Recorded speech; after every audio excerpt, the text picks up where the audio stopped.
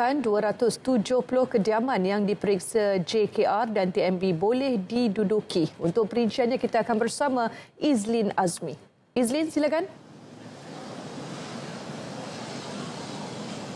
Ya, Ifa, perkembangan terkini yang boleh saya kongsikan berkaitan insiden kebakaran yang baru-baru saja berlaku di Putra Heights baru ini sangat terkawal sejak awal pagi tadi oleh agensi-agensi yang terlibat, dan ketika ini cuaca sangat baik berbanding sebelumnya.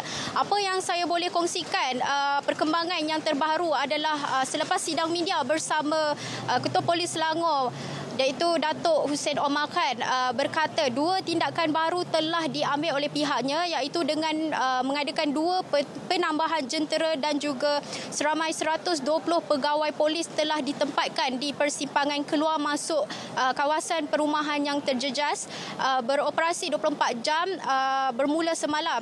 Dan saya juga difahamkan sekali lagi dijangka bekalan elektrik akan pulih selewat-lewatnya Jumaat ini. Dan itu sahaja perkembangan dari Pusat Kawalan Tempat Kejadian. Terus bersama RTM, kami akan membawa perkembangan dari semasa ke semasa. Kita kembali ke studio bersama Ifah. Silakan. Baik, terima kasih Izlin.